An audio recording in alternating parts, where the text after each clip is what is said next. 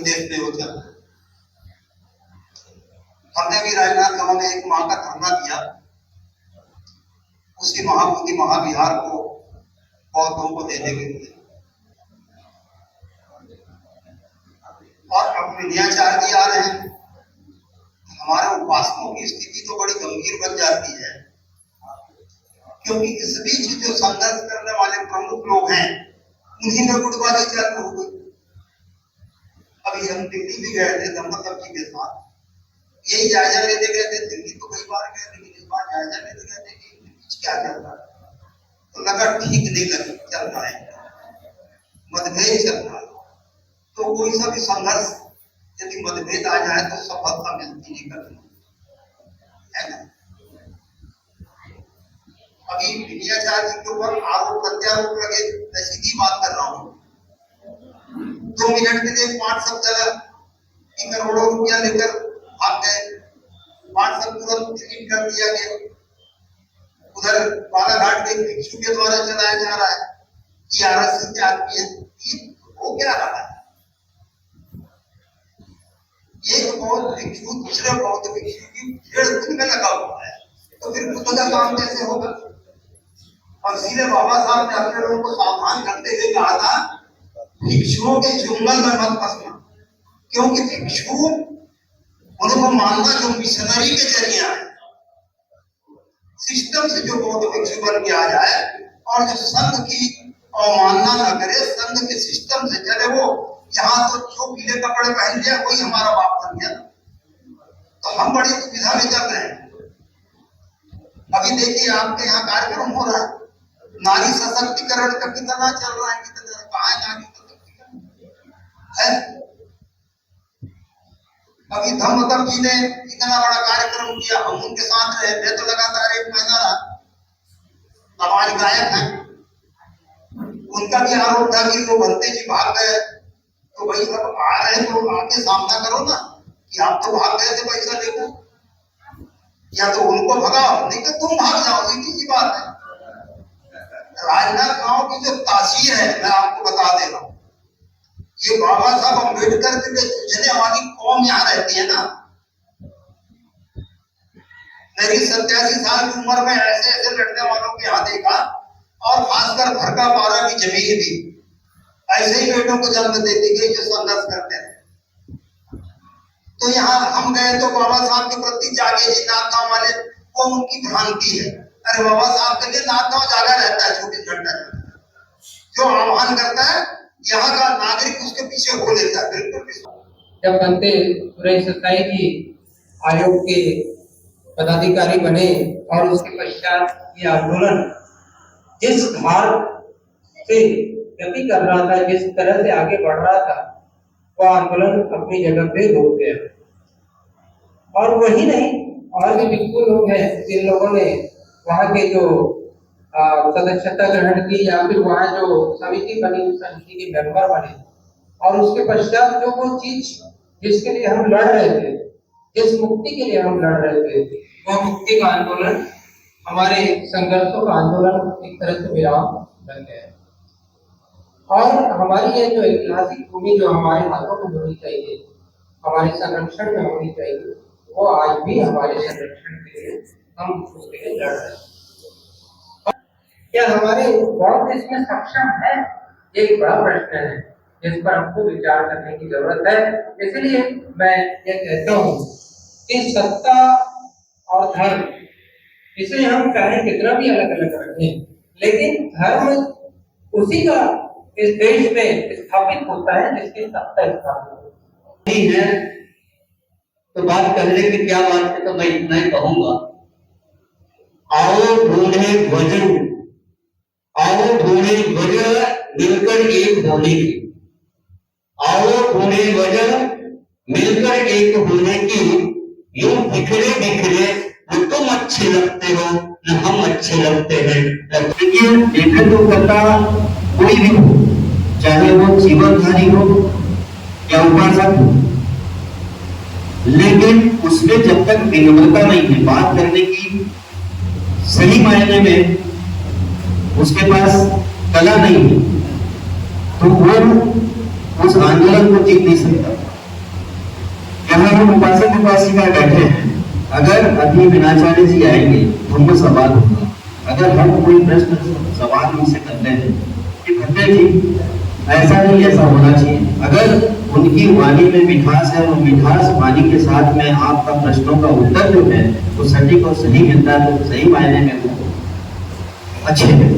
अब मैं सवाल कर रहा हूँ और मेरी सवालों का जो जवाब है मुझे गुस्से में मिल रहा है, चिड़चिड़ाहट से आप सवालों का जवाब दे रहे हैं, आप मुझे कुछ नहीं समझ रहे हैं।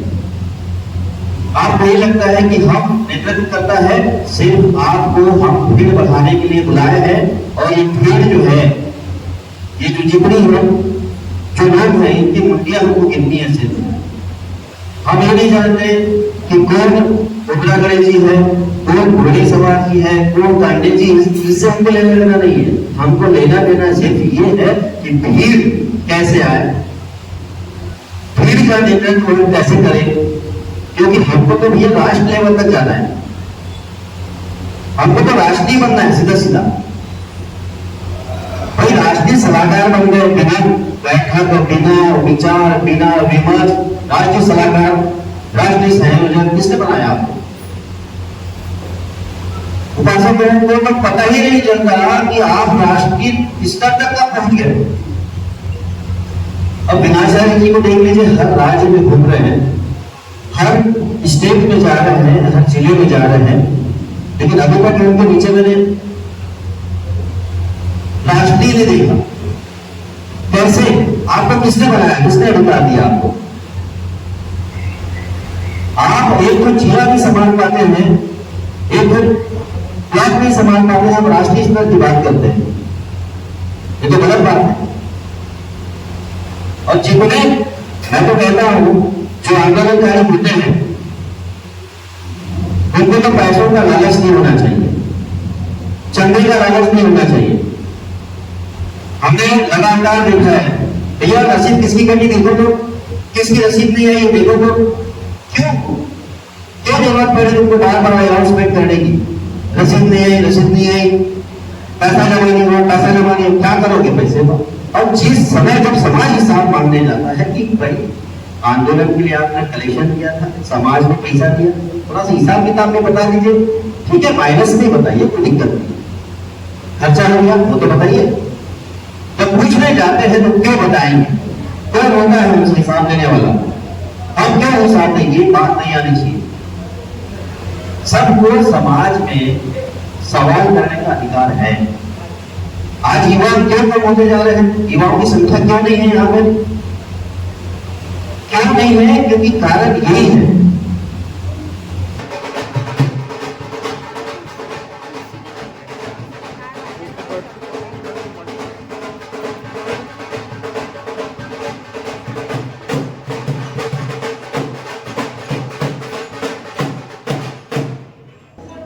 बोलिए डॉक्टर बाबा साहब भीमराव अम्बेडकर जी।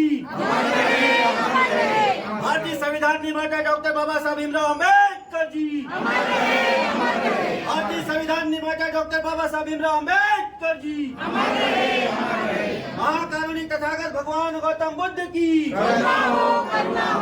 महाकारुणी तथागत भगवान गौतम। महाविहार मुक्त करो, मुक्त करो, मुक्त करो। महाबोधि महाविहार मुक्त करो, मुक्त करो, मुक्त करो।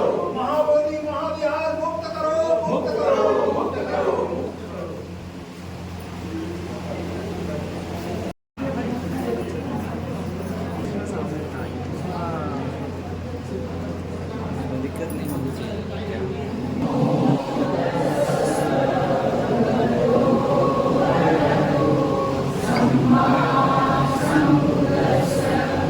नमो तस्से भगवतो अरहतो सम्मा सम्बुद्धस्से।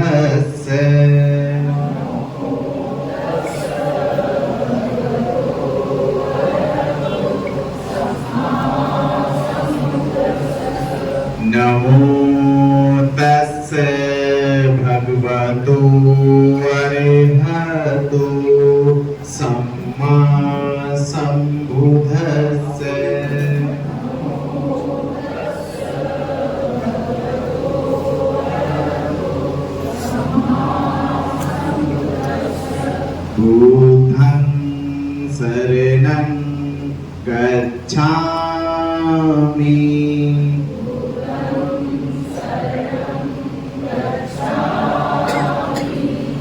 धम्मं शरणं गच्छामि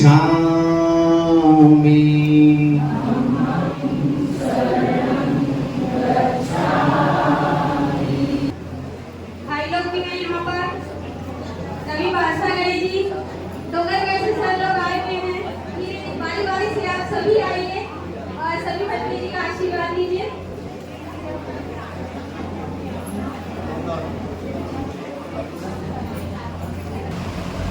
जब हमारे व्यवहारिक संस्कार दिखाई देंगे श्रेष्ठ है, श्रेष्ठता की झलक आएगी, तब पता चलेगा कि हम एक सभ्य समाज है। जब हमारी संस्कृति की विरासत का अस्तित्व हमें नजर आएगा, संसार को नजर आएगा, तो संसार खींचेगा हमारी ओर, दौड़ेगा हमारी ओर कि चलो ये विरासत, ये संस्कृति बड़ी ही मजबूत है, शक्तिशाली। तब उस समाज की पहचान होगी। और हमने केवल इसी को करने के लिए प्रयास नहीं किया, बाकी सब प्रयास कर रहे हैं। अस्तित्व बनाओ आप अपना, स्थापित किया जा सके। और कोई भी जंग लड़ाई इस आधार पर नहीं जीती जाएगी कि हम लोग केवल बोलते रह जाए, बोलते रह जाए और बोलते रह जाए और करने वाला करके चला जाए। लड़ाई भले मौन रहकर लड़ी जाए, बोलने की ज्यादा आवश्यकता नहीं, भले लड़ाई मौन रह के लड़ी जाए, पर एक दूसरे के साथ मिलकर लड़ी जाए। भले मौन रहे। और जिस दिन ये हमें समझ में आ गया, उस दिन हम कह रहे हैं कि बाबा साहब डॉक्टर अंबेडकर जी जो कहते हैं कि युग परिवर्तन होगा, उस दिन इस भारत में युग परिवर्तन होगा। तो महाबोधि महाविहार मुक्ति के लिए एक लंबे समय से ये प्रयास किया जा रहा है, 134 साल से प्रयास किया जा रहा है। 134 साल से हमें सफलता नहीं मिली है। सफलता नहीं मिली, उसके बहुत सारे कारण हो सकते हैं। पहले 2 बड़े आंदोलन चलाए गए, इन 2 बड़े आंदोलनों का बड़ा परिवर्तन भी हुआ, पर वो बड़ा परिवर्तन उन आंदोलन का हुआ, पर बड़ा परिवर्तन एक और है जो महाबोधि महाविहार का हुआ। हम बड़े परिवर्तन महाबोधि महाविहार से बड़ा परिवर्तन नहीं मान सकते। बड़ा परिवर्तन तब होगा जब महाबोधि महाविहार मुक्त होगा, वो बड़ा परिवर्तन होगा। उस बड़े परिवर्तन के लिए ये तैयारी आज की तारीख में चल रही है। आज की तारीख में तय कर लिया गया है कि ये मूवमेंट, ये आंदोलन, महाबोधि महाविहार मुक्ति का आंदोलन इस बार पूरी तरह से अम्बेडकरवादी बुद्धिस्टों के हाथ में। इस सबसे बड़ी चीज कि ये आंदोलन अम्बेडकरवादी बुद्धिस्टों के हाथ में है, और ये आंदोलन जो अम्बेडकरवादी लड़ते हैं वो हारे नहीं है, वो जीते हैं। कि उसका सबसे बड़ी मिसाल बाबा साहब डॉक्टर अम्बेडकर। ये अभी जो संवाद वाली बात आई है, मैं एक मन में मेरी एक जिज्ञासा है आपसे एक सवाल पूछने का। मन तो नहीं हो रहा है, हिम्मत भी नहीं हो रही कि हम बहुत बच्चों से क्या सवाल पूछें। हमारी उतनी शक्ति और सामर्थ्य नहीं है आप लोगों से सवाल पूछने का। लेकिन कभी कभी कोई एक बात ऐसी हो जाती है जिसको जानना बहुत जरूरी होता है। मेरा नाम घोड़ेश्वर जी है, राजनांदगांव में यही बिलोंग करता हूं। देश के सभी लोग जानते हैं कि विगत फरवरी से सारे देश में, सारे विश्व में बोध गया मुक्ति आंदोलन का जो चल रहा है, मगर हमारे राजनांदगांव के सैकड़ों लोग बोध गया गए, आए। सारे प्रदेश का आंदोलन, धरना आंदोलन राजनांदगांव में था। विगत 1 माह तक लगातार यहाँ कलेक्ट्रेट के सामने धरना प्रदर्शन हुआ, और 30 तारीख को धरना प्रदर्शन का समापन हुआ है। बनते हमारे राजनांदगांव में निवास करते बंदे ब्रह्मत्व जी के नेतृत्व में उनको बुद्धिस्ट सोसाइटी ऑफ इंडिया और ये बोला गया कि आकाश लामा जी ने उनको राष्ट्रीय सलाहकार बनाया। उनके नेतृत्व में आंदोलन चला। विगत 6 अगस्त को 12:44 तक एक मैसेज आया उनके व्हाट्सएप में कि आपका नाम लेके बनते विनायक आदमी RSS के आदमी है, और इन्होंने लाखों करोड़ों रुपया लेकर के समाज को ये गुमराह कर रहे हैं। हमने लोगों को संपर्क किया। 5 बजे वो मैसेज उन्होंने डिलीट कर, और कुछ लोगों ने बनते जी नहीं है, अभी मुश्किल से 5-10 दूरी पर यही रहते इसी बुद्ध की रात में। भंते जी मैं उनको भी दोष नहीं देना चाहता, वो भंते जी है। अभी हमारे प्रदेश उपाध्यक्ष है काटे जी, इन्होंने भी उनके ऊपर एक केस लगाया है कि यहाँ आंदोलन में करोड़ों रुपये आया उनके पास। मैं हम ये जानना चाहते हैं कि क्या उन्होंने आपके ऊपर जो लगाया आपसे क्या आप आगे चलते हैं, इसके ऊपर हम आपसे इस तरफ जानना चाहेंगे। उत्तर तो मैंने दिया, भंते जी ने उत्तर दे दिया, मैसेज डाल के क्लिक कर दिया, तो फिर वो सवाल बनता ही नहीं है। कोई चीज लिखना और उसे फिर मिटा देना, इसका मतलब उसका कोई वजूद नहीं, वजूद ही नहीं। आप किसी चीज को तभी तो मिटाओगे कि इसका कोई वजूद ही नहीं रहा, वजूद ही नहीं है। कोई आधार नहीं, बिना आधार के बात बोल दी गई। जैसे बचकाने में कोई बात निकल जाती है मुंह से, तो फिर बाद में सोचते हो ये बात सही नहीं है, वो माफी मांग लेते हैं। ये एक साइलेंट माफीनामा भी है, किसी चीज को कह के मिटा देना। और दूसरी बात आपको बताऊं, आरएसएस का इल्जाम लगाना ये आज एक बहुत बड़ा चलन बन चुका है।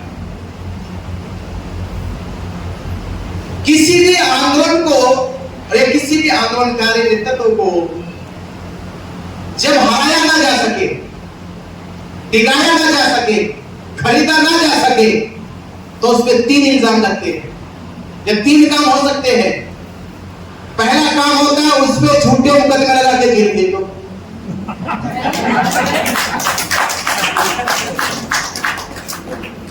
और पुलिस ना लिखे तो खुद लिखवा दो। भाई पुलिस ना लिख रही हो, क्योंकि हो सकता है कि पुलिस कानून का पालन करे, तो झूठे मुकदमे खुद लिखवा दो। और दूसरा काम होता है, अगर मुकदमे ना लिखवाए जा सके तो मरवा दो, मैं जान से मरवा दो। और ये भी ना कर सके तो चरित्र पे उसके आरोप लगा। 3 काम करते हैं जब हम किसी को गिरा नहीं सकते। इस सच्चाई आज की सच्चाई बुद्ध काल से है। बुद्ध काल में भी बुद्ध के साथ 3 घटनाएं घटी, आरोप भी लगाए गए, मारने के प्रयास भी किए गए। परिणाम क्या हुआ? परिणाम हम सबके सामने। और दूसरी बात और मैं कहूंगा, सबको समझ में आती बात, जो गलत होते हो कभी आंख उठा के बात नहीं कर सकते। वो बोल भले के पीठ पीछे, चिल्ला भले के, पर आंख उठा के बात नहीं कर सकते। आंख से आंख नहीं मिला सकता। मेरी सच्चाई बस इतनी है कि मैं आंख उठा के बोल रहा हूँ, पीठ पीछे नहीं बोल रहा। मैं सुप्रीम कोर्ट में भी गया, मैंने तो अपने गुरुजी को वंदना करी, गुरुजी ने आंख तक नहीं उठाई मेरी तरफ, आंख तक नहीं उठाई थी। मैंने गुरुजी का वंदना बंदे जी नहीं देख पाए। साहस चाहिए देखने के लिए, साहस चाहिए देखने के लिए, साहस चाहिए, ईमानदारी चाहिए, निष्ठा चाहिए, वो आप में, वो आपने खो दिया। अगर लोग इल्जाम लगा के निंदा करके बहादुर हो जाते तो दुनिया में फिर बहादुरों की संख्या गिननी मुश्किल हो जाती। संख्या का कोई गिनत ना हो। तुम्हारा यूनिवर्सिटी में एक प्रोफेसर है, अब वो मेरे पे इल्जाम ऐसे लगा रहे, उनसे पूछो विनय में प्रोफेसर क्या होता है? आप बुद्धिस्ट हो, विनय क्रिटिक में प्रोफेसर क्या होता है? क्या कोई भिक्षु का दायित्व और कर्तव्य छोड़कर अगर किसी भी संस्था इंस्टीट्यूशन का कर्तव्य निर्वहन करता है तो भिक्षु का कर्तव्य मिट चुका है। भिक्षु अपने कर्तव्य का पालन करता, किसी दूसरे के कर्तव्य का पालन नहीं करता, उसकी अपनी ड्यूटी है बस।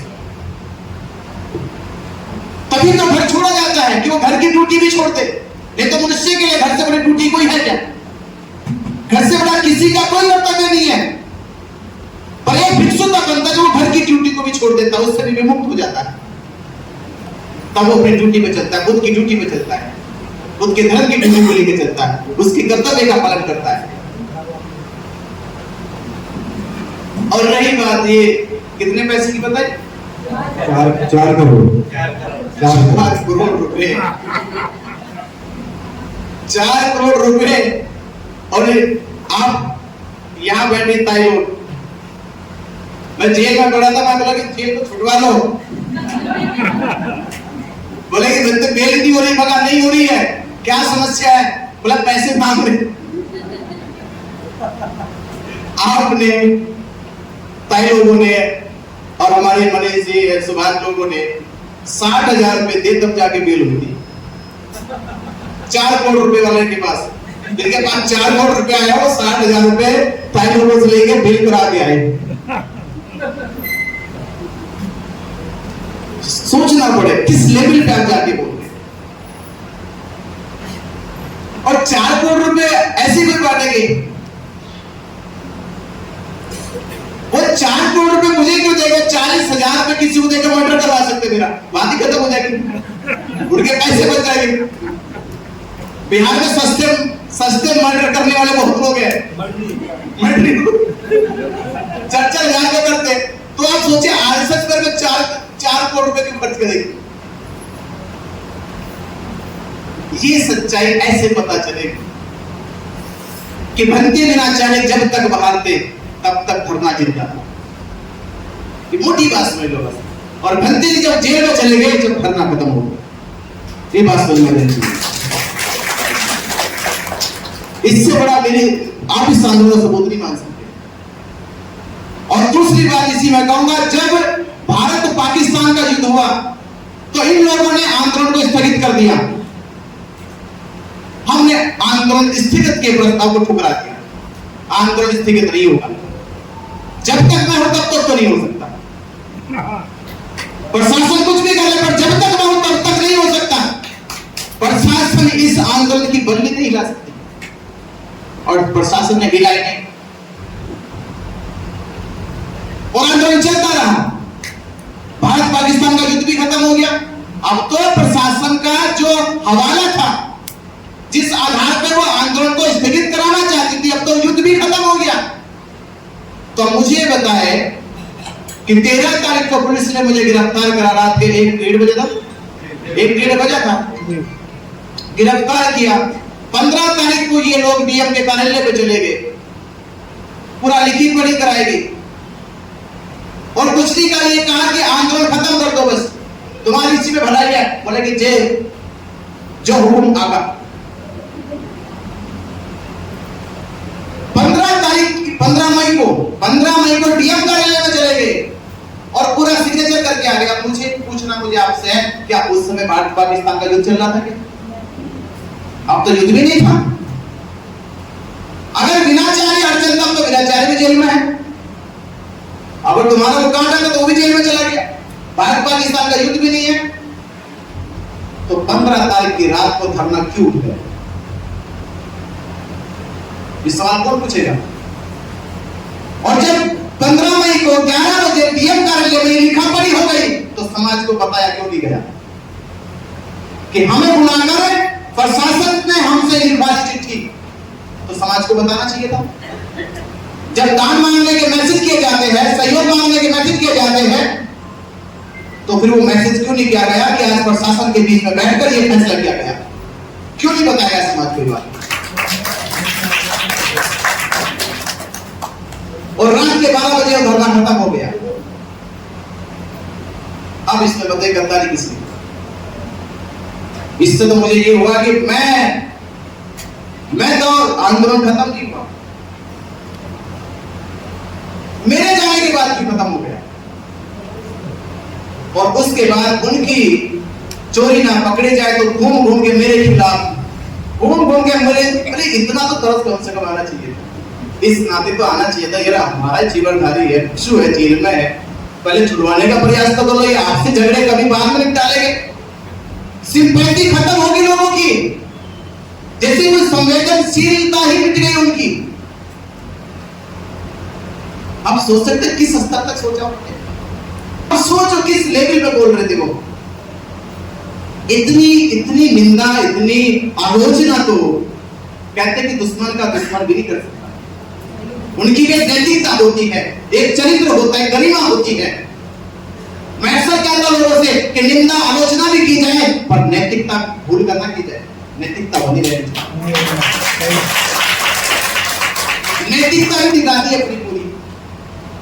तो मगर ये आज सोचे भविष्य में वो असर होगा कि आप खुद रोगे बैठकर।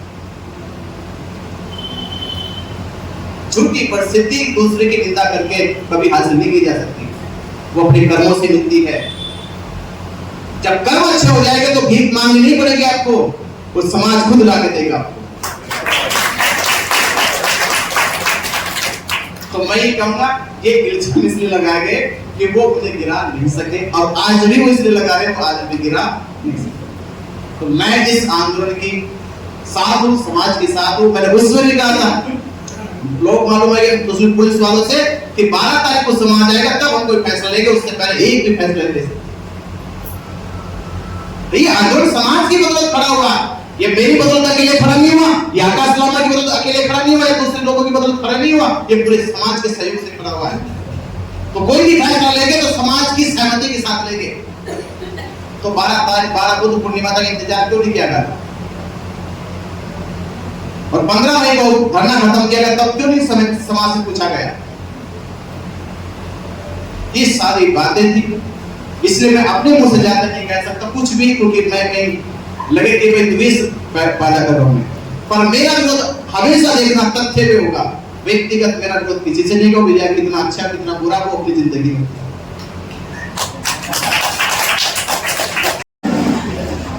और मोहन भागवत ने दिए, प्रधानमंत्री ने दिए, किसने दिए? तो फोटो तो होगी। एक बार बताइए, एक उनको पूछना चाहिए, जब हम धरने बैठे थे तो आकाश राम से कह रहे कि भंते जी खुशखबरी आने वाली है। बोले कौन सी खुशखबरी आने वाली है बताओ मुझे भी। बोले कि जी खुशखबरी आने वाली, मैं दिल्ली जा रहा हूँ और वो किरण रिजिजू ने बुलाया है। बोले जाने वाले हो? तो अच्छी बात, चलो चले जाओ, मगर पर एक काम करो भाई, बता के चले जाओ, बता के चले जाओ, बता के, नहीं तो समाज पूछेगा कौन सी बात में काना फुर्सी करके आ गए। बता के चले जाओ, मोबाइल पे बोलो जरा मैं जा रहा हूँ। एक दिन तो ऐसे ही बातों घुमाता रहा, बंदे जी मुझे अकेले को बुलाया, बंदे जी मुझे अकेले को बुलाया, अकेले की बात है, मैं अकेले की बात कुमार बोली, ये समाज की बात है। तो दिल्ली किसके साथ गया? किसके साथ गया? वो ताई है जो सुलेखा ताई। अब ये बताएंगे वो सुलेखा ताई किनके संपर्क में रहती है, और उनके कहने से बनते विनाचार्य कहते हैं आकाश लामा रहता। जब प्रूफ ऐसे दो ना, ऐसे प्रूफ करो, तभी तो पूछा फोटो कोई है क्या? तो सुलेखा ताई लेकर गई इनको, किरण जी से कमरे में मिल गया है, 1 घंटा वार्तालाप हुई कि वहां पे जो भी हुई बातें। उसके पीछे से राजेंद्र पाल गौतम गए, 1-2 लोग और बाद में चले गए, तो बाद में कहते राजेंद्र पाल गौतम आके बाहर निकल के बोले कि भंते जी हम तो तब बुलाए जब मीटिंग खत्म हो गई। जब मीटिंग खत्म हो गई तब हमें बुलाया, हमें तो पता ही नहीं चला बात क्या हुई है। उसके बाद जी वो चुपचाप आए, बोध गया, हमने पूछा खुशखबरी क्या लाए, और कुछ नहीं बोले। जब जाने की सूचना दी तो आने की सूचना भी तो दो। तुमने लोगों से बोला खुशखबरी आएगी, खुशखबरी आएगी, अब समाज को बताओ कौन सी खुशखबरी आई? आज तक तो नहीं बताई, किसी को नहीं बताई। तो हमें पता चला वहीं से, एक बंदे ये दिल्ली के बनते सुमेदो, उनकी कोई सांठगांठ होगी वहां दफ्तर में, तो दफ्तर का कोई आदमी कह रहा था कि जी आए थे, बोले थे कि बीटी एक्ट रद्द करने की बात है, पर रद्द ना हो तो कोई ना कोई इसका माध्यम निकालो, रास्ता निकालो, हल निकालो, कोई सोल्यूशन निकल जाए। तो वो किरण कहता है कहां तक निकल सकता? बोले कि 6-2 का निकाल दो, 6 बुद्धिस्ट कर दो, 2 हिंदू कर दो। तो किरण ने जो कह रहे कि वो उसका आदमी को तना होगा कि किरण जी कह रहा है भाई ये तो बात गलत है। बोले ये आदमी को गलत नहीं लगा, उसको गलत लगी बात। कितना बड़ा आंदोलन चल रहा समाज के विश्वास का, आस्था का मामला, भाई रद्द करो तो पूरी रद्द की लड़ाई लड़ो, ये 6 और 2 की बात क्या होती है? तो कहते हैं कि किरण जी ने उस पर कहा कि समाज को बिठा लो, बुद्धिस्टों को जितना पूरा समाज है वो बैठ जाए, उसके बाद निर्णय लेना। मैं अकेले पक्ष की बात कहीं नहीं कर सकता, इसलिए वो खुशखबरी आज तक नहीं सुनी। अगर वो 6 की बात हो जाती पक्की तो खुशखबरी हो जाती उनकी। तो अब ये बात भी जब कहेगी खत्म हो गई, अब वो धरने बैठने क्या करेगा बेचारा, बातें टलती जा रही। तो बहुत सारी चीजें थी ऐसी ऐसी। तो ये तो मैंने इसलिए जिक्र करा कि सुलेखा ताई किसके साथ, सुलेखा ताई के साथ रहकर सुलेखा ताई किन के साथ रहती है, ये संबंध होता है। हमारा संबंध करके दिखाओ। ये संबंध है कि वो उन्होंने भाजपा की टिकट चुनाव लड़ने के लिए सिलीगुड़ी में चुनाव की पर्ची दाखिल करी है। मेरे पास तो ये सबूत लगा कि बीटीएमसी में आज से 3 साल पहले 2023 में सदस्य होने की अर्जी किसने लगाई है?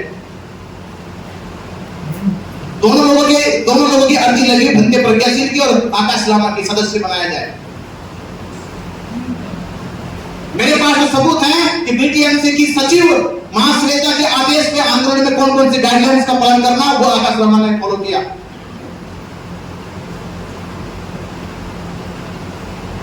तो ये चीजें केवल इसलिए कहना चाहता कि समाज को जो बड़ी बात पता चलनी चाहिए वो चले पहले। और मैं आखिरी बात बोल के इसी बात में सवाल के साथ कि बाबा साहब अम्बेडकर जी कहते थे कि हमें अपनी लड़ाई अपने दम पे लड़नी है, दूसरे के दम पे नहीं लड़नी। अपने होने के नाते का, और जब तक लड़ाई हम अपने दम पे लड़ेंगे हम वो लड़ाई हार नहीं सकते, जीतेंगे।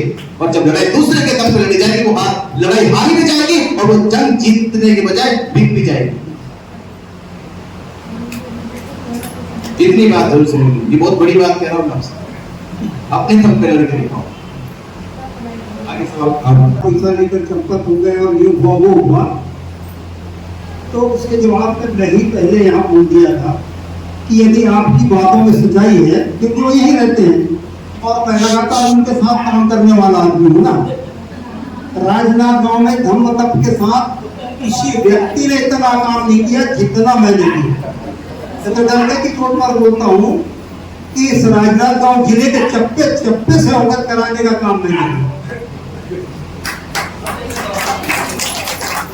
और इसीलिए मैंने कहा कि आप यहाँ पर आ जाए यदि हो तो, क्योंकि मियाँचार्य आ रहे हैं, आमने सामने होकर बात करिए। और यदि पैसा खा रहे हैं तो मियाँचार्य को हम भगाएंगे और नहीं तो तुमको हम भगाएंगे।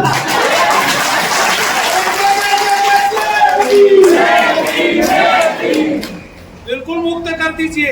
मुझे बता दें, निरापत्ति चाहते हैं। राजनाथ गांव के घाटी पे 87 बसंत देख रहा हूँ। 87 साल की मेरी उम्र है। मेरे मित्र बैठे हैं, मेरे से 10 साल छोटे हैं, लेकिन कार्य क्षेत्र में 40-40 किलोमीटर साइकिल चलाकर हमने धम्म का काम और बाबा साहब का काम किया। अब अंतिम पड़ाव में है, लेकिन जब तक महाबोधि महाविहार मुक्त नहीं होगा हमारा अंत भी नहीं होगा। सफाई जी के साथ लगातार हम उनके महाबोधि महाविहार मुक्ति आंदोलन में हम शरीक हुए, तो आपके साथ शरीक ही हैं। और अभी से आपके कार्य में हम लग जाएंगे। आप हमको काम बताओ या मत बताओ, महाबोधि महाविहार को मुक्त करना है। और मैं फिर से कह रहा हूँ, राजनाथ गांव की जनता ने धम्मतम को बहुत स्नेह दिया, बहुत प्रेम दिया। 11 लाख की कार खरीदकर धम्म प्रचार के लिए दिया। मैं यहाँ झंडे की प्रेस कर बोलता हूँ कि उस कार में सिर्फ 10,000 रुपये लेके परित्राण पाठ किया जाता है, 5,000 रुपये लेके परित्राण पाठ का काम किया जाता है। इसलिए दानदाताओं आपसे निवेदन है कि उस कार्य को धम्म प्रचार के लिए खड़ी की जाए, उसका धम्म प्रचार में हम उपयोग करें।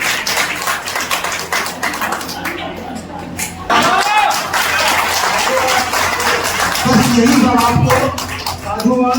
और मैं दिल्ली गया था अभी धम्मदत्ती के साथ, तो मेरा मकसद आंदोलन नहीं था कि मैं इसका शरीक हूँ।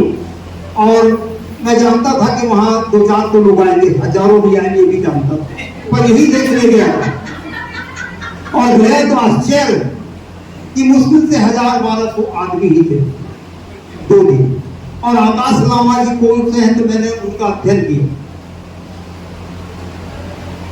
ये आदमी इतना दुखी क्यों है? और भिक्षु ने तो दुख मुक्त होना चाहिए ना। तो ये आदमी मुझे सबसे ज्यादा दुखी लग रहा है, तो गड़बड़ यही दिख रहा है। मैंने तय कर लिया था और अपने साथियों को भी बोला कि ये आदमी गड़बड़ दिखता है। कि दो रास्ते हैं। पहला रास्ता ये है कि जो अपोजिशन वालों ने जिस आधार पे बीटी एक्ट बनाया गया था, तो वो आधार है सबसे मजबूत उनका ये कि बुद्ध विष्णु के अवतार हैं। बड़ा आधार उनके पास है, बुद्ध विष्णु के अवतार है और विष्णु का अर्थ उन्होंने फिर हिंदू रिलीजियस धर्म से जोड़ के रखा। तो उनका वो कहते हैं कि बुद्ध में हमारी भी आस्था है, उस आधार पर हम बुद्ध को अलग नहीं कर सकते। पहला आधार। तो हमें कोर्ट में ये सिद्ध करना होगा कि बुद्ध विष्णु के अवतार नहीं है। इतना सा काम करना है हमें। कोर्ट में ये सिद्ध करना है कि बुद्ध विष्णु के अवतार नहीं है। तो सिद्ध करने के लिए अभी हमने जो वहां पे हमारी अब तक दलीलें हैं, उसके बावजूद भी हमने दिमाग में 2 बार जाने के बाद वहां कोर्ट की जो वहां की पैरवी देखी, तैयारी देखी, उसके बाद हमारे दिमाग में आया कि मैं 3 चीजें और दे दी इसमें। पढ़ते पढ़ते मेरे दिमाग में आ गया था कि 17 फरवरी 2002 में सारनाथ में सत्यनारायण गोयनका जी के साथ उस समय के भारत के शंकराचार्य बैठे थे और डिबेट ये थी कि बुद्ध विष्णु के अवतार है या नहीं है। वो 3 दिन डिबेट चली और 3 दिन के बाद शंकराचार्य ने एक लिखित चिट्ठी दे दी। वो सारनाथ संग्रहालय में भी है उसकी कॉपी।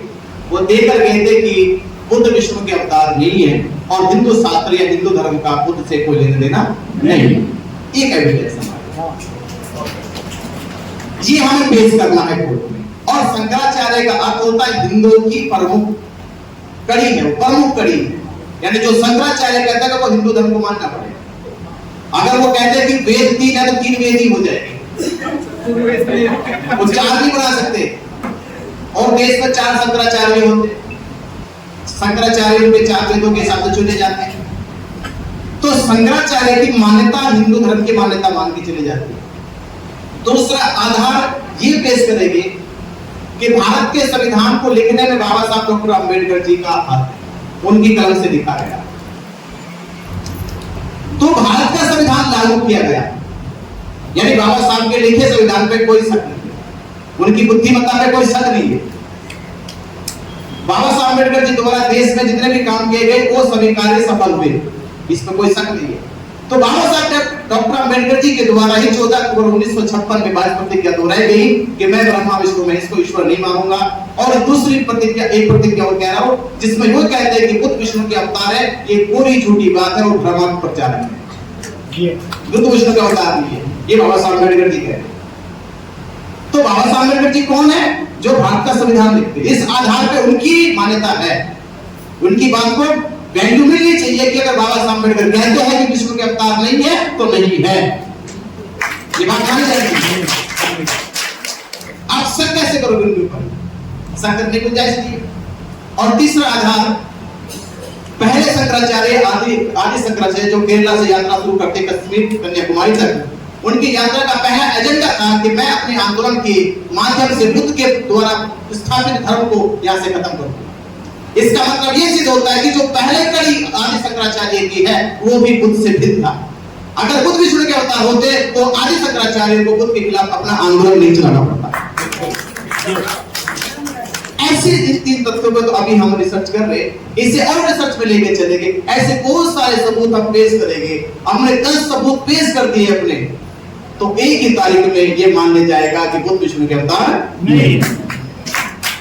तो फिर इस बात को कौन कहेगा? अब दूसरी बात को कहने वाला वो है वकील की, एडवोकेट की।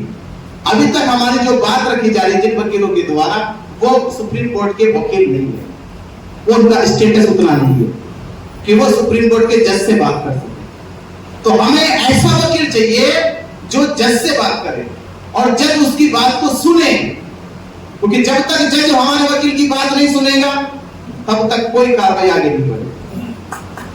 तो हमारा वकील कैसा होना चाहिए? जो जज की आंखों में आंखें डाल के बात करता हो, जिसे जज मजबूरन सुने। बड़ा वकील हमें चाहिए जिसकी एक प्रोफाइल हो, एक स्टेटस हो, जिसके एक बैकग्राउंड हो कि वो लड़ाई जीत के आया। क्योंकि सुप्रीम कोर्ट की ये परंपरा है, उसमें उसी वकील को सुना जाता है जो वकील जीता हुआ होता है, जो वकील वहां दबंग होता है। तो हमें ये काम करना, दो कामों पे हमारा न्यायपालिका की तरफ तैयारी है। अगर हम ये तैयारी मजबूत कर ली तो न्यायपालिका पे, और जो आप करे सपना नहीं देखते कभी साहब, वो फिर सपना नहीं देखेंगे। मतलब भूमिका तो बनाओ, जब पीछे कहा कि भाई कहीं रो नहीं सकते तो रोने जैसी शकल बना दो, तो भी कहेंगे भाई हाँ जो ये दुखी है, तो गवई साहब के पास जो हमारा ये मैसेज जाए तो उनको लगे कि आप भूमिका बना के लाए। यह जो आंदोलन चल रहा है, हम दिल्ली में गए, राजनांदगांव में 1 महीना बैठे और शुरुआती दौर पे महाबोधि विहार आंदोलन में हम बिहार भी पहुंचे थे। उस वक्त आप भी बैठे थे, लामा जी भी बैठे थे और बहुत सारे धंधे हमने देखा। कई ऐसे धंधे दिखे कि वो लग ही नहीं रहे थे कि वो धंधे हैं, कहीं किसी एंगल से नहीं लग रहे थे कि वो धंधे हैं। रुक रहे सूखे निजान, ऐसा लग रहा था कि उनको तपस्या में उठा दिया। हमने देखा, हमने गए थे, क्योंकि हमारी विरासत की लड़ाई में हमको तो पहले पहुंचना चाहिए। एक युवा होने के नाते हमने अपनी टीम को वहां लेके गए थे। अभी हाल ही में लामा जी के नेतृत्व में दिल्ली में आंदोलन हुआ, वहां पर भी हमने गया। हम गए थे, हमारे वरिष्ठ साथी सम्मानीय कन्हैयालाल कोर्रागढ़ जी ने आपको सारी बातों से अवगत कराया। कितने लोग थे, कितने लोग गए थे, कितने लोगों ने आंदोलन किया वहां पर। उस मंच से बात आई थी कि वो व्यक्ति, नाम नहीं दिया गया था, शायद इशारा आपके तरफ ही था, बोले वो व्यक्ति जिसको हमने बताया, हमने सिखाया, वो परिपक्व नहीं हुआ अभी तक। जिन्होंने सीओ का पालन करना नहीं सीखा, मतलब साफ था कि बोले वो अभी फंदे बनाई नहीं है और वो प्रतिनिधित्व कर रहा है। कैसे कर सकता है? और जो ये बात कह रहा था आकाश लामा, शायद ऊपर फंदे नहीं, वो एक सादा। अब जीवन का मतलब ये है कि अगर भगवा वस्त्र हमने अपने शरीर पर धारण कर लिया या पहन लिया तो क्या वो पूर्ण तरीके से भंते हैं? मैं नहीं मानता, मैं तो लामा को भंते आज भी नहीं मानता। अब उसके जो नेतृत्व में काम करने वाले लोग हैं, भंते जी, मैंने जब से आपको वीडियोस में देखा, यूट्यूब में देखा, साक्षात बहुत बार देखा हूं मैंने आपको।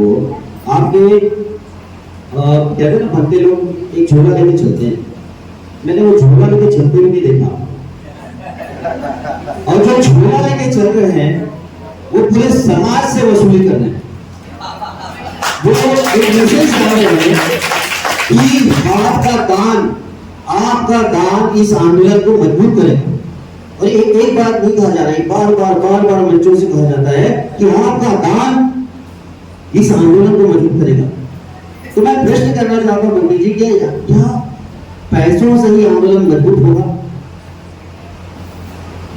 ये बार जो मैसेज समाज में जाता है, तो जो हमारे समाज से जो लोग हैं, निम्न स्तर के जो लोग हैं, जो रोज काम करने वाले लोग हैं, वो सोच में पड़ जाते हैं, अरे यार वो बार दान की बात करते हैं, बार दान की बात करते हैं, तो क्या हमारा जो ये समय है, जो कीमती समय है, क्या ये समय उस दान से बड़ा नहीं है? पंडित जी, आपका साधुवाद है कि आप जो भारत भ्रमण पे निकले हैं और बुद्ध विहारों में जाकर धम्म देशना का काम कर रहे हैं और लोगों के सवालों का जवाब दे रहे हैं। ये आपको देने की आवश्यकता नहीं है, ये जवाब उन लोगों को देने की आवश्यकता है जिन्होंने लोगों से चंदा वसूली किया है। ये हिसाब उनको देने की आवश्यकता है।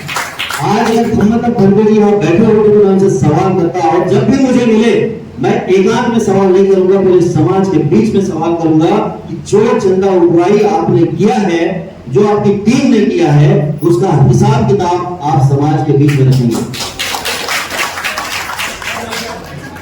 देना पड़ेगा। पंडित जी, मेरा सवाल यही है, ये जो महाबोधि विहार का आंदोलन है जो 2 भागों में लड़ चुका है, आज के तारीख हम देख रहे हैं, आकाश लामा जी अलग नेतृत्व कर रहे हैं, वीणाचार्य जी अलग नेतृत्व कर रहे हैं, तो क्या इससे समाधान हमें मिलेगा? महाबोधि महाविहार जो है हमारे बड़ों के हाथों मिलेगा?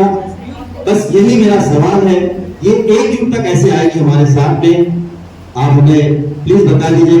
कि जैसे समाज के जो बुद्धिजीवी जो रहते हैं,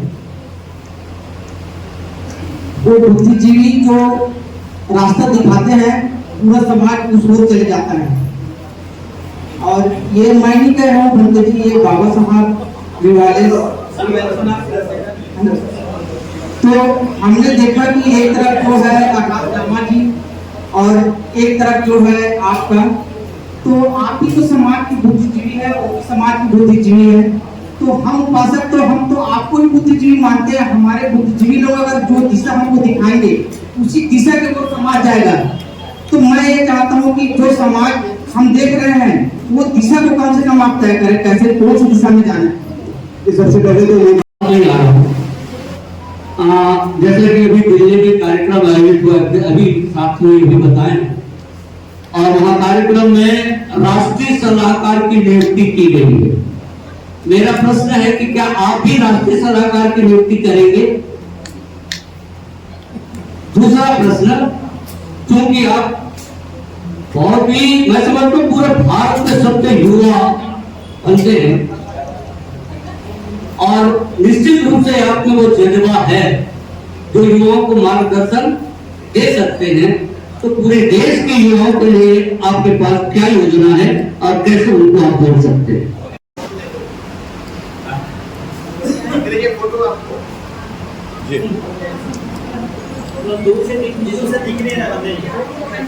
ये दूर में शेयर की है जी भौतिक समिति और अन्य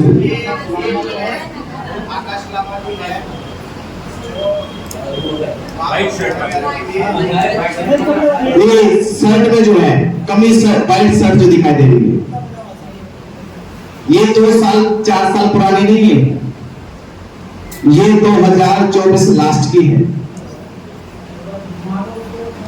जुलाई शायद 1 साल पुरानी फोटो है।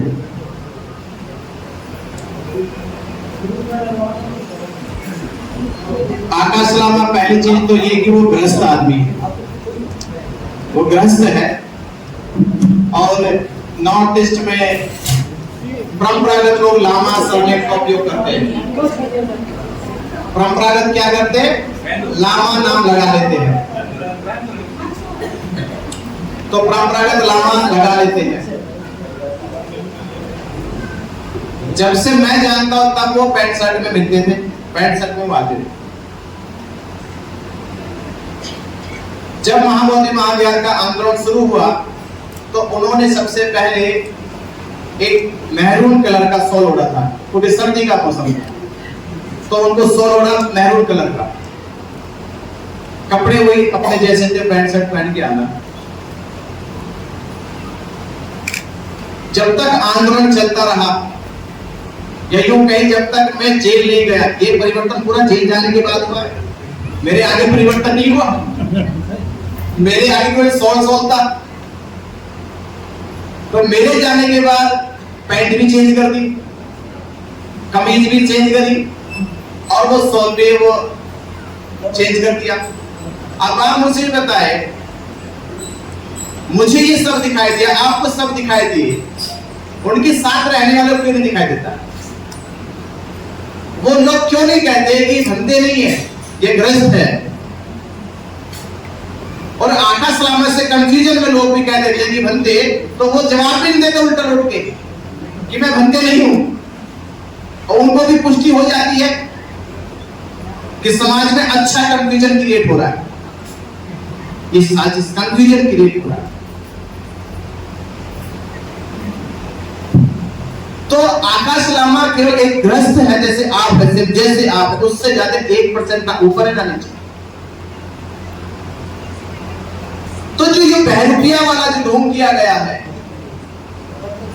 इसके पीछे साजिश है। फिर वो एक कहावत है कि जब व्यक्ति व्यक्तित्व से हार जाता है तो उसे रंग रूप बदलने पड़ते हैं,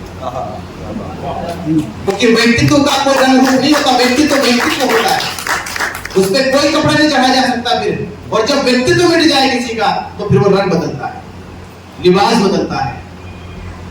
ये तो कहावत है पुरानी। तो कहावतों के आधार पर सिद्ध हो रहा है कि व्यक्तित्व नहीं रहा, इसलिए लिबास बदलना पड़ा, झूठ का लिबास। तो वो पहले ग्रस्त है, बनते नहीं है। ठीक है, बनते नहीं है, ग्रस्त है। हाँ, ग्रस्त है, बनते नहीं है। दूसरा सवाल, युवा कैसे इसमें भागीदारी करे? लड़ाई जो चल रही है आपस कैसे हो गई? देखो भाई, आपस की लड़ाई ऐसे होती है। सिद्धार्थ गौतम घर से निकले, क्यों निकले? क्योंकि एक बड़ा पक्ष शाक्य वंश के लोग कहते थे कि सिद्धार्थ गौतम हमारे साथ युद्ध में शामिल हो जाओ और इन कोरियों पे तीर चलाओ, क्योंकि ये हमारी नदी का पानी अपने खेतों में लेके जाएगी। तो सिद्धार्थ गौतम ये कहते थे कि युद्ध इसका कोई हल नहीं है। नदी दोनों गांव के बीच से बहती है। उधर कोरिया वंश के लोग रहते, इधर शाक्य वंश के लोग रहते, और दोनों लोगों को भूख तो लगती है ना, भोजन तो दोनों को चाहिए। अगर सारी नदी का पानी तुम प्रयोग करोगे तो उनकी फसलें सूख जाएगी, वो भूखे मरेंगे। और उन्होंने युद्ध जीत लिया तो वो सारा पानी प्रयोग करेंगे, तुम्हारी फसलें सूख जाएगी। तो इसका मध्यस्थता करके रास्ता निकाला जाए कि नदी के पानी से सिंचाई दोनों लोग कर ले। रोहिणी नदी पे ऐसा सुझाव था सिद्धार्थ को, पर शाक्य वंश के लोग नहीं समझे, बोले कि बात तो गलत है। शाक्य संघ के नियमानुसार अगर बहुमत ये कहते कि युद्ध करना है तो युद्ध करना है, अब एक व्यक्ति की बात नहीं चलेगी। तो सिद्धार्थ ने कहा, मैं सत्य और अहिंसा के मार्ग पे चलते हुए मुझे बहुमत की कोई चिंता नहीं, मुझे बहुमत की चिंता नहीं है, मुझे चिंता फिर सत्य की और अहिंसा के मार्ग पे चलने की है, मैं अहिंसा के मार्ग पर नहीं चलूंगा। सिद्धार्थ गौतम ने रास्ता अलग कर दिया। एक शाक्य संघ एक तरफ और सिद्धार्थ एक तरफ। ये चलन भी 6 साल चला, और 6 साल के आखिरी बार में जब संबोधि प्राप्त होने वाली थी तो उनके साथ चलने वाले 5 परिवाचक को आखिरी क्षण भी, आखिरी वक्त भी सिद्धार्थ गौतम ने और परिवर्तन किया कि मैं अब इस परंपरा को भी नहीं मान सकता कि शरीर को कष्ट देकर कोई बुद्धत्व की प्राप्ति कर सकता है। मैं इस सिद्धांत को भी अब नकारता हूं कि शरीर को कष्ट देकर कोई बुद्धत्व की प्राप्ति करे, ये झूठ है, बहकावा है, ढोंग है। मैं इस ढोंग में और एक पल भी नहीं चल सकता। तो अब 5 जो परिवाचक थे वो एक तरफ और सिद्धार्थ 2 परिवर्तन हुए, 2 बात वो अलग हुए। अब कुछ महीनों के बाद भी दोनों लोग किसके साथ आएंगे? आधार देखा जाए तो लोग कहेंगे सिद्धार्थ गलत है, क्योंकि शाक्य लोगों ने कहा सिद्धार्थ गलत है, 5 लोगों ने बहुमत बना के कहा सिद्धार्थ गलत है, पथ भ्रष्ट हो गया, अपने राह से भटक गया है। पर महीने 2 बाद ही जब वो सारनाथ में अपना पहला उपदेश देते हैं तो 5 के 5 भी आए, 5 के साथ 500 भी आए, और उसके फिर 7 साल के बाद पूरा का पूरा लुम्बिनी वन कपिल वस्तु चल गया है। राह सही होनी चाहिए, दिशा सही होनी चाहिए, इसकी चिंता मत करो कि कौन साथ है और कौन नहीं है, बस दिशा पे सही चलो। अगर दिशा सही है तो सब भूले भटके आ जाएंगे। मिलाने में चलो, क्योंकि मिलाओ इसको मिलाओ, नहीं मिलेगा कोई। ये मैचिंग वाला खेल नहीं कि मैचिंग मिलाओ, ये डायरेक्शन है, उससे करेक्ट करो।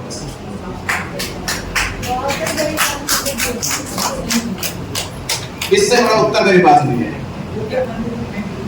आप भिक्षु बनने की दीक्षा आपने कब ली? और दूसरा प्रश्न ये है कि इससे पूर्व, अगर आपको बुरा न लगे तो इससे पूर्व आप किस नाम से परिचित थे? आपकी थोड़ी सी जानकारी देना चाहिए, इसलिए बनते क्योंकि एक प्रश्न इससे पहले घोड़ेसवार जी ने किया है ये लगभग मिलता जुलता प्रश्न है, पर हम जानकारी हैं। और बहुत धन्यवाद। और इसके मेरे आप भी एक आंदोलन चला रहे हैं और इधर आकाश लामा जी भी एक आंदोलन चला रहे हैं। जिस माहौल को देख करके हमें जो समझ में आता है, ऐसा लग रहा है कि आप अलग आंदोलन चला रहे हैं, वो अलग आंदोलन चला रहे हैं। तो इसमें मतलब बटे हुए हमारे भी बहुत सारे क्वेश्चन आए हुए हैं इसी चीज को लेकर के, कि सबसे पहला क्वेश्चन आया कि आप मीनाचार्य जी को यहाँ पे क्यों बुला रहे हैं, इसका बुलाने का मकसद क्या है, आकाश लामा जी को क्यों नहीं बुला रहे।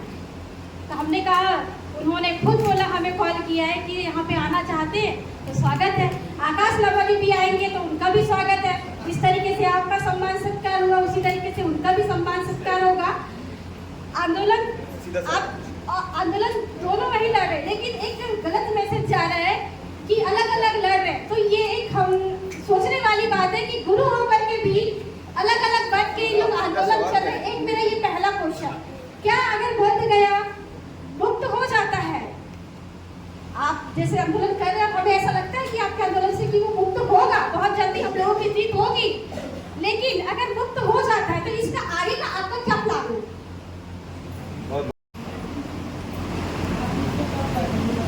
मैं भिक्षु का बनाना, तो मेरे भिक्षु बनने की तारीख है 8 जनवरी, तहसील धाम ध्वज दिवस।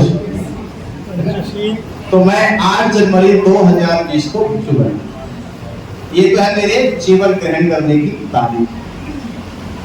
मैं इससे पूर्व 13 मई 2014 को मैं भारतीय बौद्ध महासभा का 10 दिन का श्रामणेर शिविर करके श्रामणेर बना। ये मेरी पहली तारीख थी जब मैंने पहली बार जीवन का, और उसके करीब 1.5 साल के बाद 1 जनवरी 2016 को मैंने घर छोड़ दिया।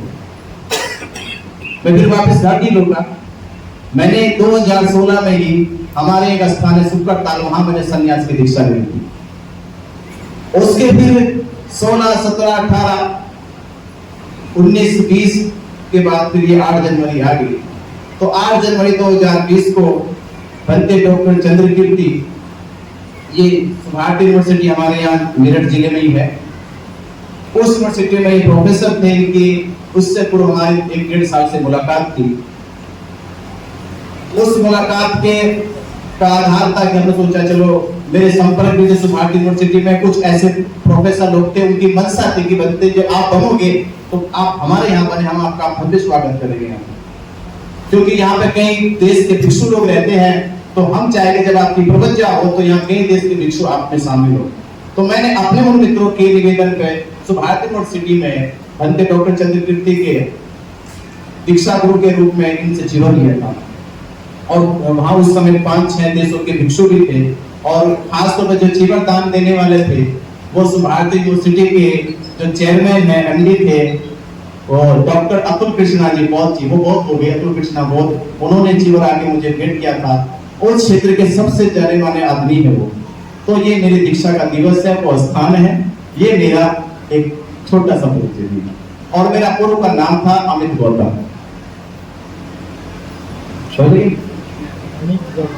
अमित गौतम, हाँ फिर अब बौद्धाचार्य ना, जब मैं उस शिविर हो गया था तो उसके समय मैंने बौद्धाचार्य के रूप में लंबे समय काम किया है। और ये मैं कह सकता हूँ कि ये भिक्षु के बाद की मेरी यात्रा का मैंने इस भिक्षु बनने से पहले देश के 2 राज्यों की यात्रा कर ली, और मेरा रिकॉर्ड है, अब तक का रिकॉर्ड है जो अभी भिक्षु भी नहीं तोड़े होंगे, कि मैंने अब तक के 15 राज्यों में धम्म देशना और 100 से ज्यादा जिलों में और 1000 से ज्यादा गांव में धम्म देशना दे चुका हूँ। और सोशल मीडिया की ये ट्रेंड भी मेरे द्वारा खड़ा हुआ कि बहुत भिक्षुओं को सोशल मीडिया पर आके धर्म का प्रचार प्रसार करना चाहिए।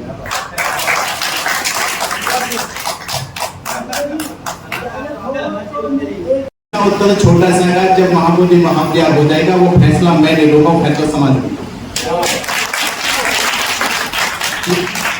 जो आप लोगे कि महाबोधि महाविहार चलेगा, कैसे रहेगा वो। पर इतनी गारंटी मैं यहाँ भी कह सकता हूँ, ये बात मैंने नागपुर महाराष्ट्र में कही थी कि महाबोधि महाविहार के लिए मैं कभी भी वहां लिखित कोई भी पद नहीं ले सकता। ये भी मैंने वो इसलिए ले सकता कि मैं भिक्षु हूँ, और इससे बड़ा पद दुनिया में नहीं है। इससे बड़ा कोई पद होगा तो मुझे आगे ऊपर देना कि बंदी से बड़ा पद लेगा है। ठीक। अब अगर आप देखिए युवा चेतना से परिपूर्ण है और जो आंदोलन चेतना का भी आधार बन जाए वहां कभी युवा दूरी नहीं बना सकता और जहां निरस्ता आ जाए वहां युवा दिखाई नहीं देता। सिद्धांत ये कहता है कि जितना चेतना से भरा हुआ आंदोलन होगा, विचार होगा, वहां उतना युवा बड़ा नजर आएगा।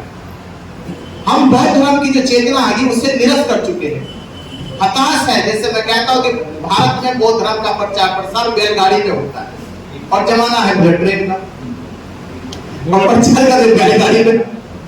तो प्रचार की गति को बढ़ाओ, उसे चेतन शक्ति से जोड़ो, ऊर्जा के साथ जोड़ो।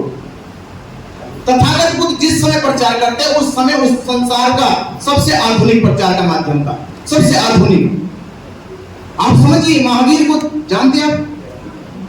महावीर और तथागत बुद्ध में कंपेयर करके देखो, दोनों अध्यात्म की परम अवस्था को प्राप्त हैं, दोनों अध्यात्म की परम अवस्था को प्राप्त है, पर प्रचार के माध्यम बहुत अलग अलग है। महावीर जब प्रचार प्रसार के लिए निकलते हैं तो निर्वस्त्र निकलते हैं। वो कहते हैं कि मैं संसार में जैसे आया हूं वैसे ही चला जाऊंगा। तो जब चला भी वैसे ही जाऊंगा, आया भी वैसे ही हूं, तो मैं विचरण भी वैसे ही करूंगा। बुद्ध कहते हैं ऐसी कष्ट देकर विचरण करने का क्या लाभ, जिसमें ध्यान बाहर की ओर कम, शरीर की ओर ज्यादा रहे। और जिसको संसार देखना उसे शरीर को देखने की चेष्टा मिटानी पड़ेगी। नग्नता रहने के बाद बार बार शरीर को देखना पड़ता है। बुद्ध ने पहले उसका समाधान कर दिया, यानी वस्त्र पहना। ये वस्त्र उस समय की आधुनिकता का प्रतीक है। सन्यासियों के लिए वस्त्र पहनना आधुनिकता का प्रतीक है, ये भौतिक साधन है। दूसरा, महावीर जब भोजन ग्रहण करते तो हाथ के ऊपर भोजन ग्रहण करते, हाथ पे ऐसे, वो पात्र नहीं रखते। और बुद्ध कहते हैं पात्र भोजन के लिए इसलिए आवश्यक है तो कितनी देर हम हाथ पे लेकर खड़े खड़े खाते रहे, कितनी देर तक खाते रहे। इसलिए एक बार बात बोलियो, आराम से बैठ के खाओ। खाने वाला तो खिलाने वाला एक बार देगा और चला जाएगा, अन्यथा क्या होगा, मैं भी खड़ा और खिलाने वाला भी खड़ा है, तो मेरे खाने के साथ वो भी कष्ट में खड़ा है। और पात्र किसका प्रतीक है? आधुनिकता का प्रतीक। महावीर कहते हैं कि रात्रि विश्राम के लिए जंगलों को चुनते, जंगलों को। और बुद्ध कहते हैं मुझे जंगलों को नहीं जाना, मुझे जिनके बीच में रहना है उनके बीच में वृक्ष के नीचे सोना। बस्ती के पास में जो वृक्ष होगा उसी के नीचे मेरी झोपड़ी होगी। बुद्ध वहां सोना पसंद करते। महावीर अपने सर के बाल को निकालने के लिए वो नोचते हैं बालों को, और नोचने की प्रक्रिया में महीना गुजर जाता है। बुद्ध कहते हैं इतने महीना कौन लगाएगा, ब्लेड लगाओ तब। आधुनिकता देखो, यानी सरल से सरल काम कैसे हो सकता है, आसान से आसान कार्य कैसे किए जा सकते हैं। महावीर कहते हैं कि मैं भीख मांग के नहीं खाऊंगा, कोई किसी को पता चले भूख लगे तो लेके आएगा। बुद्ध कहते हैं ये इंतजार ना करो, भूख मेरी है तो भिक्षा भी मेरी होगी, भूख मेरी है भिक्षा मेरी होगी, मुझे खाना होगा। ये आधुनिकता की भूख। उस जमाने में एक चीज और मैं आपको बताऊं, जैसे एक कहावत चलती है कि कुआं प्यासे के पास नहीं जाता, प्यासे ही कुएं के पास आते। इसकी कहावत को उल्टा किया बुद्ध ने कहा ऐसा उल्टा करो उसको। ज्ञान की प्यास भले समाज को हो, पर ज्ञान की परख समाज को नहीं है, इसलिए चलकर हम खुद जाएंगे। इस आधुनिकता की बुद्ध उस समय के प्रचार की। और आज 2000 के साल बाद भी हम कह रहे उस समय क्या होता था, उस समय क्या होता था। अरे उस समय के ना तो वो है ना हम है, जिस समय के हम है उसी समय के हम होने। तो ये समझना पड़ेगा। उस दिन मैं कहूंगा कि युवा आएगा, क्योंकि युवा वर्तमान है, भूतकाल नहीं है। तो जब वर्तमान में काम करोगे तो युवा कहीं नहीं जाएगा, युवा यही आएगा। तो मैं इसलिए युवा जो जोड़ने की शक्ति है वो चेतन शक्ति है। चेतन शक्ति वर्तमान में जिस दिन प्रयोग की जाएगी उस दिन युवा आपके साथ खड़ा नजर आएगा। उनकी सोच के हिसाब से बोलो, उनको समझ कर बोलो, थोड़ा मत, उनके साथ समन्वय बनाओ, सामंजस्य बनाओ, तब जाकर कोई आप भी चले आओगे, वो भी चलाएगा। तो यूथ को जोड़ने का ये रास्ता बस, बैलगाड़ी छोड़ो, बुलेट ट्रेन से पकड़ो। अभी महाबोधि महाविहार आंदोलन की चर्चा हो रही है। ये कैसे प्रारंभ हुआ, क्या अभी चल रहा है या खत्म हो गया, इसमें संक्षिप्त में बताने का आंदोलन की शुरुआत मैंने करी, देश भर में घूमा, धरने पे बैठे हमारे साथियों ने विरोध करा कि आप देश में क्यों घूमते हो, धरना तो यहाँ चल रहा है। अगर मैं तब गलत था तो वो आज घूम घूम के सही कैसे अपने आप को बताएगी। लेकिन जो मैं कर रहा था वो आज 6 महीने बाद काम कर रहे हैं। तो आंदोलन की स्थिति शॉर्ट में ये है कि धरना खत्म हुआ है, आंदोलन जिंदा हो गया। खत्म हो गया, धरना हटा वहां से, पर आंदोलन देश में जिंदा हो गया, आंदोलन खड़ा हो गया। मैं ये जानना चाहता हूँ, मुझे इस प्रकार की चर्चा मुझसे मतलब देख रहा हूँ, मुझे लगता है कि कहीं हमारा ये आंदोलन महाबोधि महाविहार महत्वाकांक्षाओं की सीधा चलता है। क्या आपके मन में भी किसी प्रकार की महत्वाकांक्षा है? क्या फिर लोग महत्वाकांक्षी होते हैं? मैं इतना ही कांक्षी होना ये अलग बात है, आंदोलन महत्वपूर्ण है ये अलग बात है। मेरे लिए आंदोलन महत्वपूर्ण है, इसका अर्थ ये है कि महाबोधि महाविहार मुक्त होना चाहिए। ये महत्वाकांक्षा हो सकती है आपके लिए, मेरे लिए आंदोलन महत्वपूर्ण है कि महाबोधि महाविहार मुक्त होना चाहिए।